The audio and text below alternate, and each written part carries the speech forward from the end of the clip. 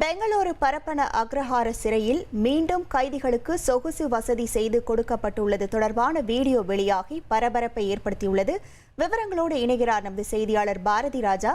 வணக்கம் பாரதி ராஜா, இந்த வீடியோ தொடர்பாக சிறைத்துறை தரப்பிலிருந்து ஏதேனும் விளக்கம் அளிக்கப்பட்டிருக்கிறதா? விவரங்கள் என்ன? முதல்ல ஒரு விஷயத்தை பார்க்கணும். இது முதல் முறையல்ல கர்நாடக சிறைகள்ல சொகுசு வசதிகள் என்பது 2017 சசிகலா சிறையில் இருந்த காலகட்டத்திலே இது தொடங்கிருச்சு. அவருக்கு சொகுசு வசதிகள் செய்து கொடுக்கப்பட்டதாக பல்வேறு புகார்லாம் இருந்துச்சு.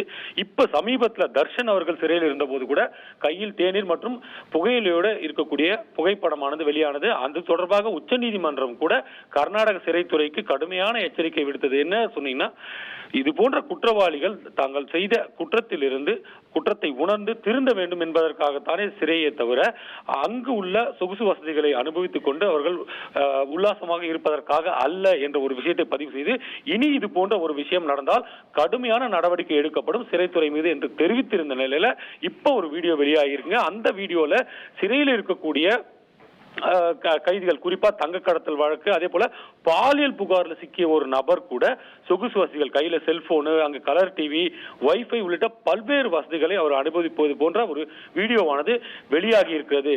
அந்த தங்க கடத்தல் மோசடி ரன்யாராவ் வழக்கில் இணைந்த தருண், அந்த நபர் தங்க கடத்தல் மோசடியில் அவர் ஈடுபட்டிருக்கார். அவர் கூட அந்த கையில செல்போன் வைத்துக் கொண்டு அந்த வைஃபை ஃபெசிலிட்டி எல்லாம் யூஸ் பண்ற ஒரு வீடியோவானது வெளியாகி இருக்கிறது.